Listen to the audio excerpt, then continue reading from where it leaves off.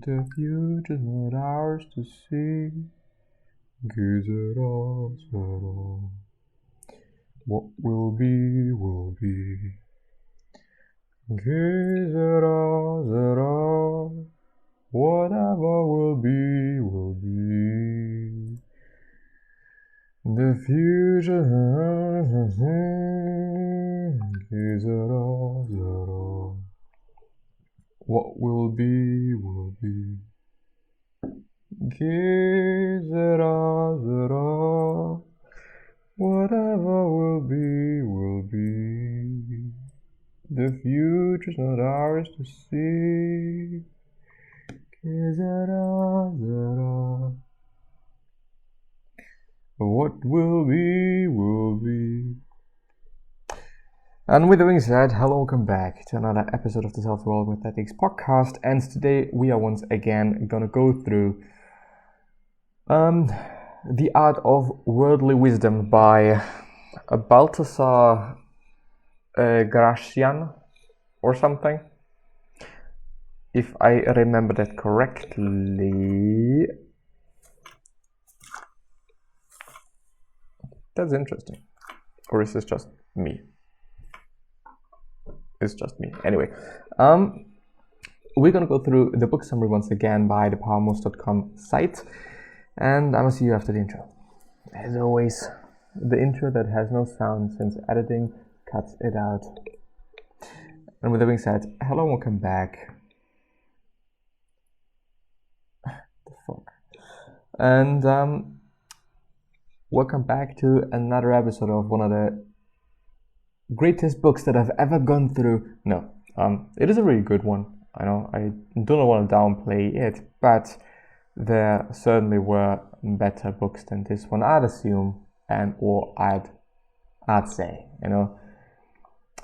Anyway, we're gonna go ahead with 228, or I think it may be the fifth of the summary. So in the real book it is maximum 228, but here in the summary it is condensed to a very, very high degree actually, which is amazing and good and great, because I do not want to go through 200 fucking maxims, especially when I do not really understand them and what they're all about. But yeah, avoid value taking, covered aggressive humor. Original title: Don't be a scandal monger. Don't be known for impugning the fame of others. Don't be witty at someone else's expense. It is more odious than difficult. All will take revenge and speak ill of you, and since you are one and others are many, you will be easily defeated. And take no content in the ills of others, and don't comment on them. A gossip is always detested. He may mingle with great people, but they will value him as a source of amusement, not of prudence, and he who speaks ill hears worse. Well, yeah, I would actually say so as well. I do not like the lighting.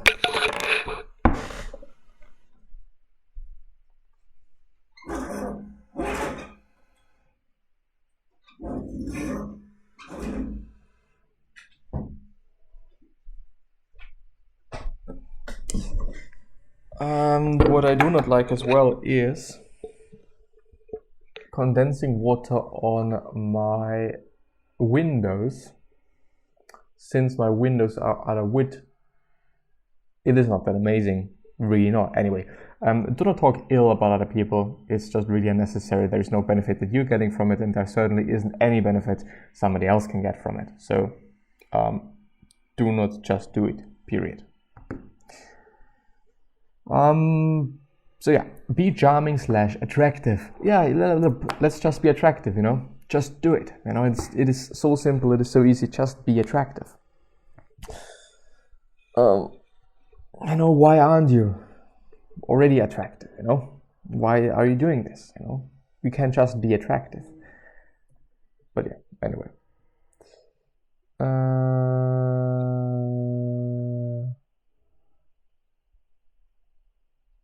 What will be, will be. It is a wise sort of bewitchment. Let charm and courtesy capture the goodwill of others and also their services. It isn't enough to have merit if you don't please others. And this is what makes people praise you, and acclaim is the most useful instrument we have for ruling others. You are fortunate if others find you charming, but this must be helped by artifice, I guess, which works best when natural gifts are present. Charm leads to benevolence and eventually universal favor, which is amazing, which is good, which is great. Yes, be charming, be a good person, I'd say. But there's another note by the author of the summary. This is a mix of appearances and social strategies, but since one can be charming and a high quality, value-adding folk, then we can consider it an honest, value-adding self-development strategy. Be charming. There's actually a link about being charming, I would assume. How to be charming, the art of social seduction. Should we go through it? Yeah, why not? I think it is amazing. Or at least interesting. I don't know if it is amazing since I haven't gone through it yet. But let me just reply for a second. So, or do I have to reply now? Yeah, let's just do it. Since I'm already in the means of doing so.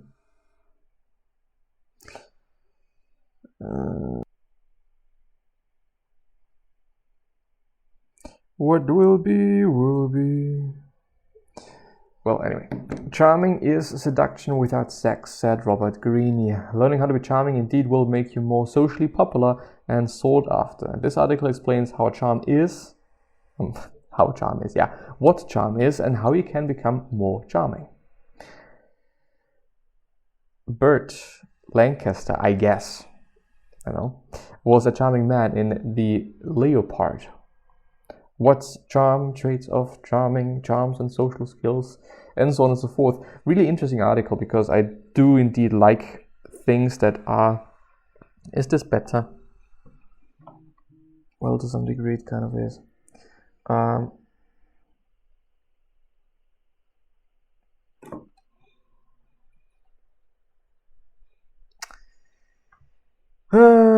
Google Dictionary defines charm in very simple terms. Very pleasant or attractive. And that is exactly how it is. Pleasant is the most important part. If you're not pleasant, you can't be charming. But the upper echelons of charming are not either or, but are both pleasant and attractive. Attractive can be and often is sexually attractive, but charm does not imply sexual attraction. An old lady can be attractively charming. Charming is social seduction, not necessarily sexual seduction. Thus, even sexually unattractive people can also still be charming. Traits of charming. Am I actually too close? Nah. The traits of a highly charming personality are a mix of social skills, high personal value, and warmth. So we're having a few points here. Pleasant. Well, I could actually show you. There's no reason for me not to show you that. Pleasant, calm and comfortable, warm and welcoming, uplifting, fluid, socially in control, confident, calibrated. Bonus, sexy. Helps increase the value you share. The thing with these words is, one would have to define all of them as well. What is pleasant? What is being pleasant? Calm and comfortable, well, yeah, that makes sense. I guess we all understand that. Comfortable with the position that you are in. I think confident may actually kind of be a better word to use. Warm and welcoming, or friendly, I'd say, actually. Uplifting, just, not being negative. Fluid, I think, is kind of also confident, isn't it? Socially in control, confident and calibrated. Well, this kind of summarizes all of them, I would say. And the bonus being sexy, well, I think actually people that are very confident are more likely to also be sexy. I guess that there is, well, I do not only guess, but I think, and my point of view, there is kind of a correlation between confidence and sexiness. Correlation may be the wrong word, but more or less like you need one to be the other, quite. To some degree, at least. Anyway, charms and social skills. Charming happens at the intersection of highly developed social skills and high personal value. High personal value includes an element of comfort within one's skin, and social confidence. You can't be charming indeed if you're nervous and self-conscious. Can you? You know, the thing is, isn't there something like charm or being charming that you might be even if you're not confident? I mean, you of course can still be attractive even if you do not seem very confident, even though I guess it depends on the person. It depends on who you're willing to attract and whatnot, because I don't know. Anyway, let's move on. Let's just not waste time on here. Focus on people.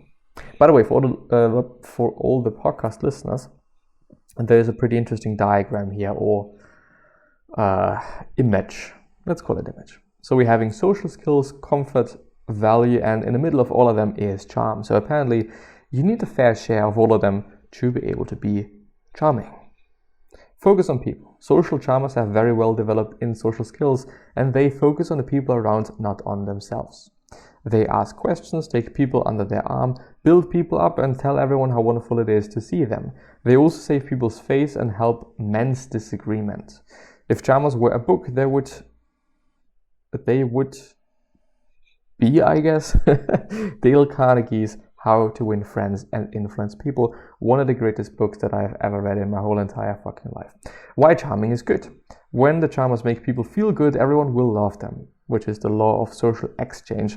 And the more people will love them, the more they will push the social charmer up in the social hierarchy. So in the end, it is an endless cycle of beautifulness and greatness for one that is charming indeed. What is the charmer's virtuous? That's the charmer's virtuous cycle. Virtuous cycle being the opposite of, or is it still called a vicious cycle, is it then, I guess? Well, anyway. Charmers and value. Why is it important for charmers to be high value? It is because only high value people can effectively build others up. The higher the personal and social value of the charmer, the more he can build up the people around and make them feel great. Which really is the case. I mean, if a boss comes up to you and is like, well, you're just, super duper amazing at whatever the fuck you're doing, then this just feels completely different than saying, well, or just somebody else coming up, just a co-worker that might actually be a subordinate of you and be like, well, you're really good at what you're doing.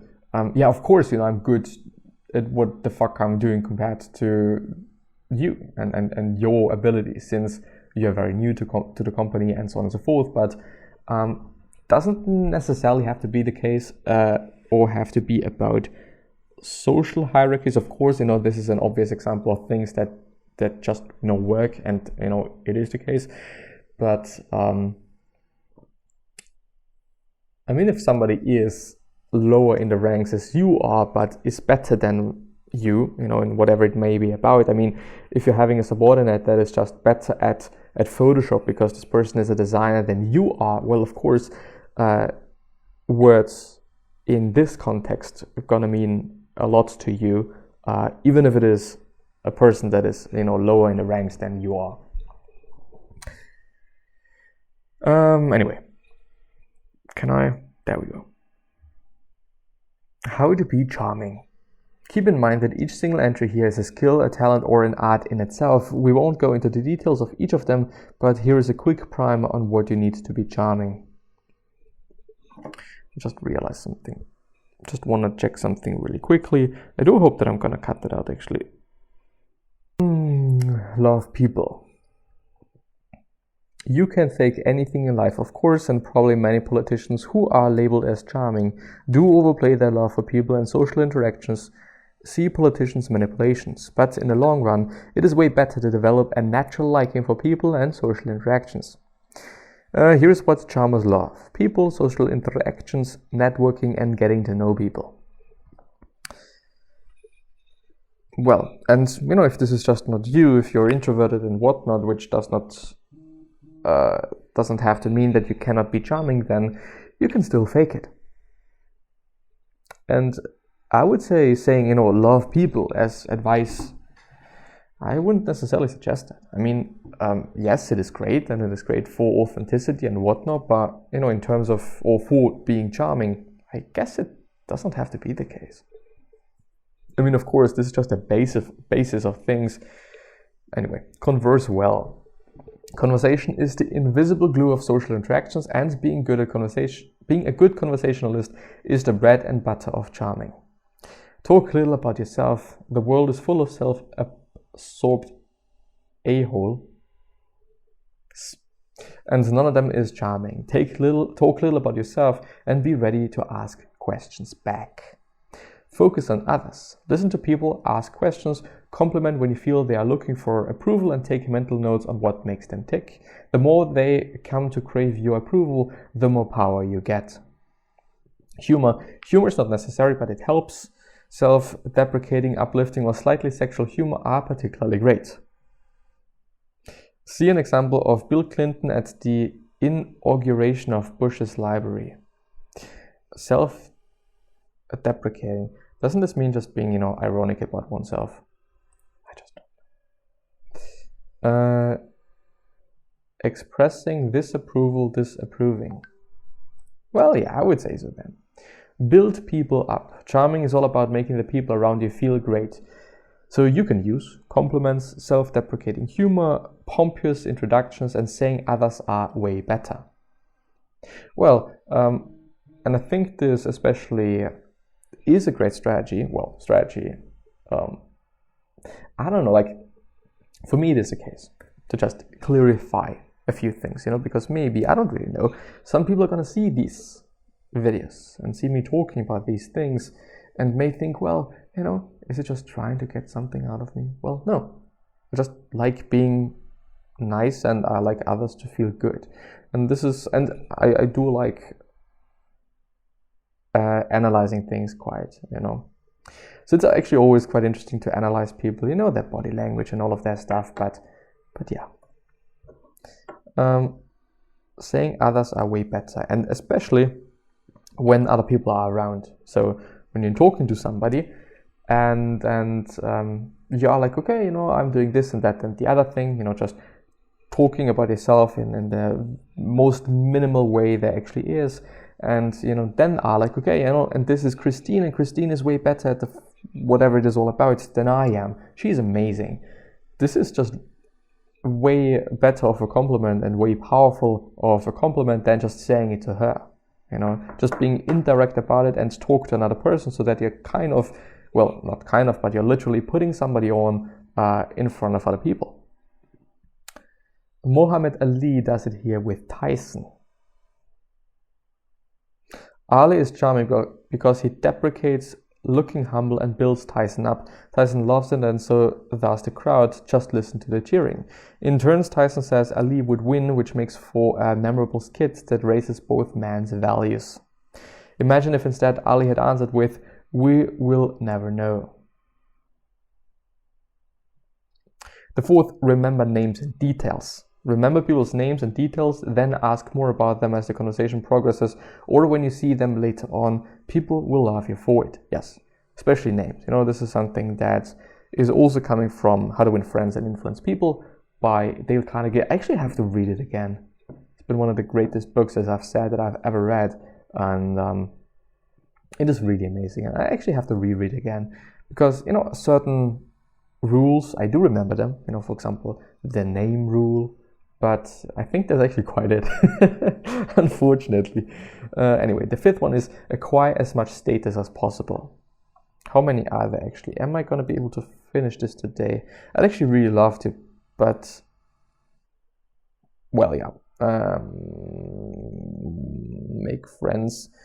Acquire as much status as possible. The higher you are in the social hierarchy, the easier it is to be charming. One of the less understood reasons is that being high in the social hierarchy allows you to give a bigger lift to the people around you.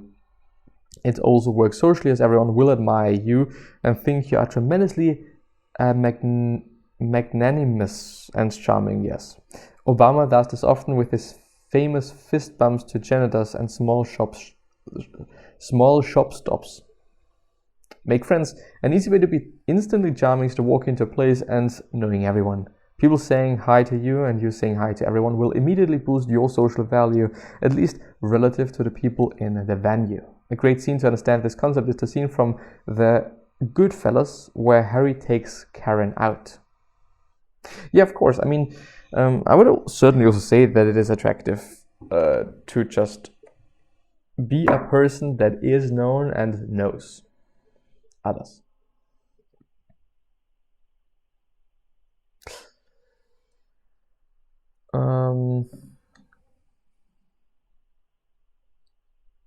But yeah.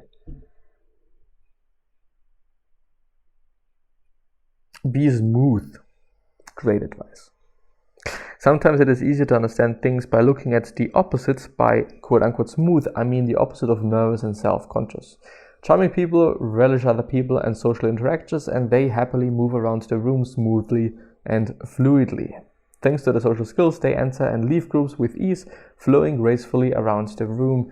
And there's... Yes, of course they do that. Of course they are comfortable with who they are, with what they do, with whatever the fuck it may be about. Yeah. Stay positive in social adversity. It's easier being charming when everything is swell and we are flying.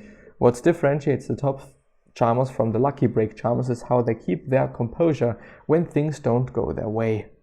Keep a good attitude in front of critique, smile at a social jab, and you will show charming superiority. That is one way to treat people. That is a charming way of answering to what might seem a social sight.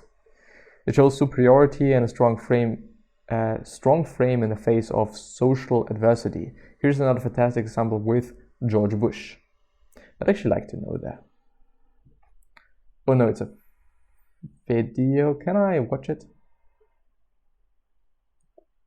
There should actually be no sound, I guess. No. Isn't there?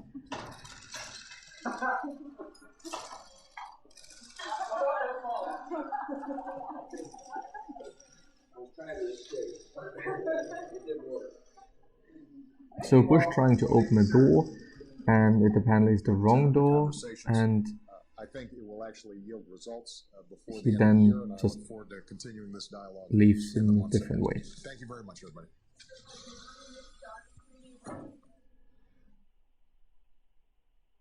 I see. Well, I don't really get it why this is charming, especially also Obama.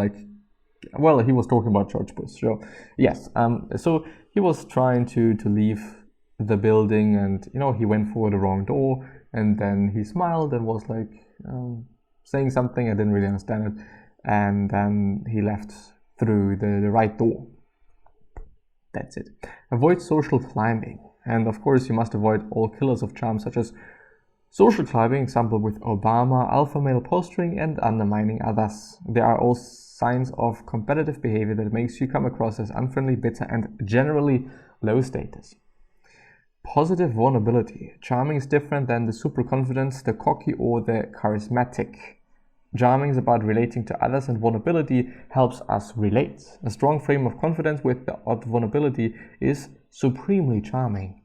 Look at the charming master of them all. Notice the vulnerability in his aura, how he shows cracks of discomfort that only make him more charming and attractive.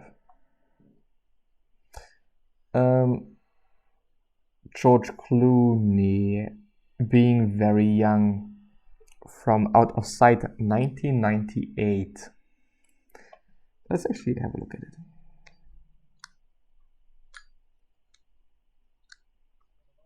So George Clooney playing around with a lighter, a Zippo, to be exact. And he goes around, does something, but actually certainly, can I? You should be able to hear it. How can I help you, sir? Rilla, see the man talking to your bank manager has his case open. Oh, that's Mr. Gwynn, one of our assistant managers. Our manager is Mr. Schoen, but he's not in today. But you see the man with the briefcase? Yes. That's my partner. He has a gun in there. If you don't do exactly what I tell you, or if you give me any kind of a problem at all, I'm going to look over at my partner. He's going to shoot your Mr. Gwendon between the eyes.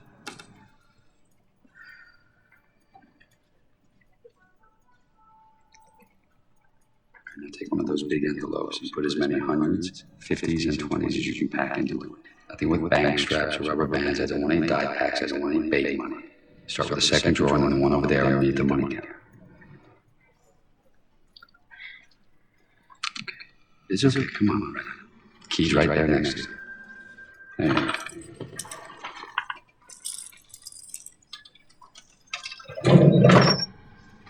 No bills off the bottom of the drawer, please.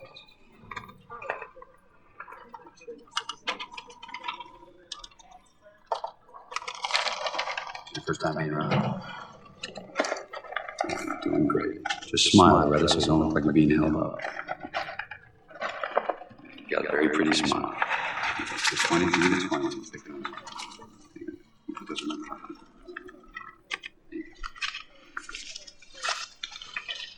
I had to give my partner a sign. That's good. Now he's going to wait 30 seconds until I'm out of the building. Make sure you haven't set off the alarm. If you have, he's going to shoot you, Mr. Gwendon, between the eyes. Okay? I think that'll do it, Loretta. Thank you. Well, Nice day. Yes, he certainly is charming, but I also don't really get this one, to be honest. But anyway, charming man example, and here are a few examples of charming men and women. Really important, there's also women that are very charming. Here's the archetype of the charming man. Almost any video you take of Clooney and any real life interactions is going to be an example of pure charm. Is it? Going into maybe silent films that might work out. Maybe that's the move. Maybe I switch it up. So I go for silent film. What was that scare about taking on this image? No, it was just a trickier role than I'd done before, and I wasn't really worried. Oh, there's Jean. I wasn't worried so much. Hang on a second. There we go.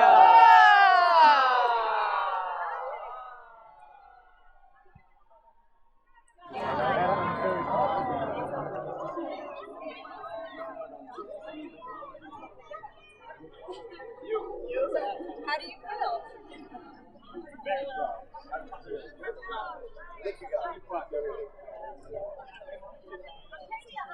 Well, yeah, he's shaking hands and stuff like that, and yes, certainly a very charming person. If Clooney is the archetype of the charming sexy man, Bill Clinton is the archetype of the charming political man, then Leonardo DiCaprio, and a charming hostess.